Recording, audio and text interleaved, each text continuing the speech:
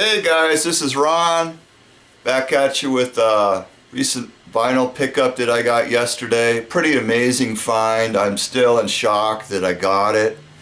I got it at a place, it's a new used record store here in Phoenix, and they know vinyl. I mean, they have people that work in the store that are familiar with this stuff, do investigations, price the stuff and put it out, usually at a little more higher price, you know. I mean, they're not usually not cheap. So I was over there yesterday and I was looking through the recent arrivals bin, and this guy come up to me. He was a VC member and he introduced himself, and I did recognize him because he's one of my subscribers. His name is Gideon Strumpet. And we chatted for a second, you know, and he went on his way, went back looking at the records, and I was, you know, there at the bin, and then I saw this album. It caught my eye, and it was priced at 25 bucks. And I kind of recognized the name on the album. It was Mu, M-U. But I didn't know its reputation, I didn't know anything about it, and the cover kind of looked washed out and fuzzy. I kind of thought maybe it was some sort of a reissue or something. I didn't really look at it. I didn't even pull the record out. But I put it back, and I thought, well, I'll just go home.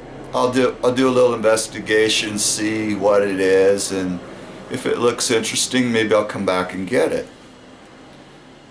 And you know, I left the bin, and Gideon walked over there, and he was looking through there, and he pulled the album out himself. He walked over to me with it. He says, hey Ron, do you know anything about this? And I said, no, I saw that, but I don't. I kind of heard of it, but I don't know anything about it. And he says, yeah, I don't either. So he took it back, he put it back in the bin, and I went home, and I did some investigation, and I found out it was a highly rated, sought after, rare album. So I didn't know if it was a reissue. There are several little reissues of it. I didn't know if it was a reissue, a first pressing, a second pressing. I didn't know. But anyway, I hopped back in the truck and I went and I checked it out, and it was still in the bin. And it's the original 1971 first pressing on RTV label out of California, a very small label. And this is the album, and it's their first album, first pressing, and this is famous for having Muriel Frankhauser in it. And it also has, I believe his name is John Cotton, and he later, after this album, he went into Captain Beefheart's Magic Band. He played slide guitar, and he does a little of that on this album as well. And yeah, I couldn't believe it. I mean, it's got a little bit of wear here around the spine, just, you know, the little flaking on the textured cover. There's no splitting or anything like that. A little bit of wear here, which is typical, you know. This type of cover is, you know, it's susceptible to flaking pretty easily. And not too bad a wear on the foil cover on the back. Pretty nice, actually. And unfortunately, it doesn't have the inner lyric sheet with it, but it had this business card,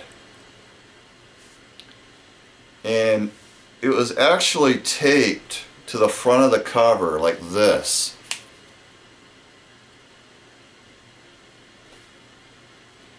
And I took it off because it was pretty much falling off anywhere. It was like barely hanging on, and it started to peel the cover, so I put the little bit of the tape back, so it's kind of there. So that's okay because it's kind of part of its history. It had this card taped to it, so that's okay. But anyway, the business card is by a woman named Audrey P. Franklin. And it's got a California business address on the bottom. And I did some investigation on the internet, and I found out she was a very famous promoter in the West Coast. She's based out of Beverly Hills. And she's actually still in business. I found quite a bit of information on her on the internet, and I found a video interview with her on YouTube where she was talking about Ella Fitzgerald, which was her star client. So evidently she was handling Moo as well. And her name is actually in the thank you credits right here. Her name is right there. And on the back of the card, I'm going to try and get it. Maybe you can freeze frame it and read it.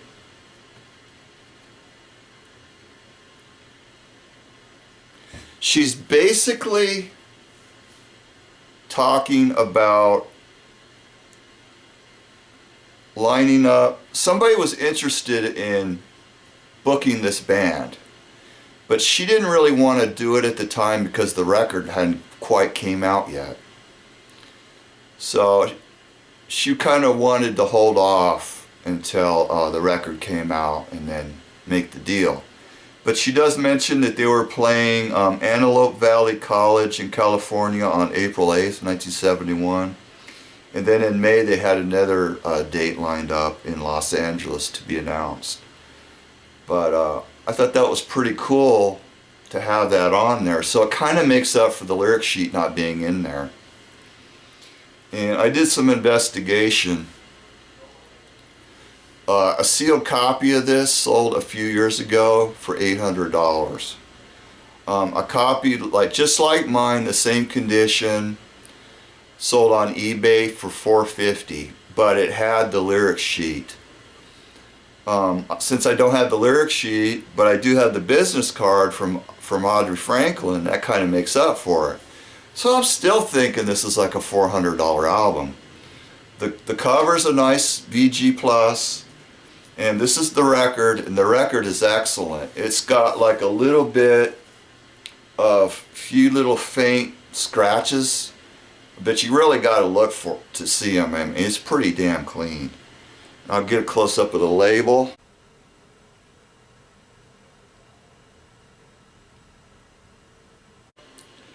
And the second pressing, this is from 1971, the original pressing.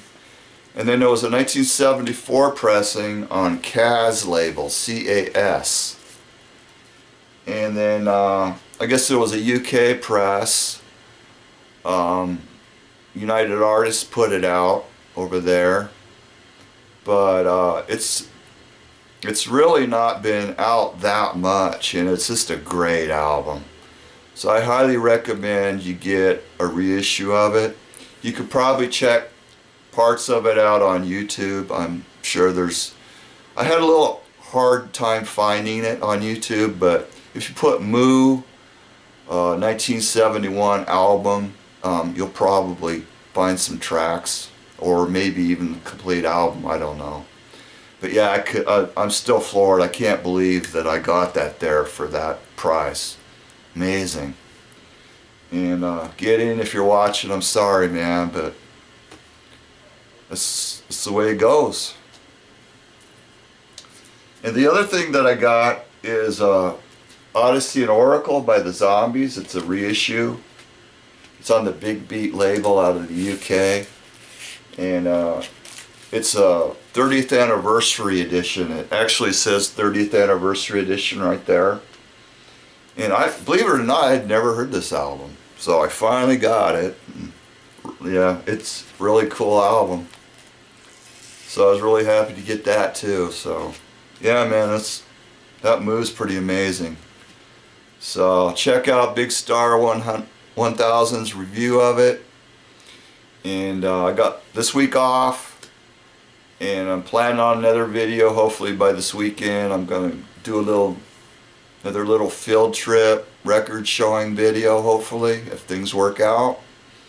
So stay tuned and check it out then. So later, guys.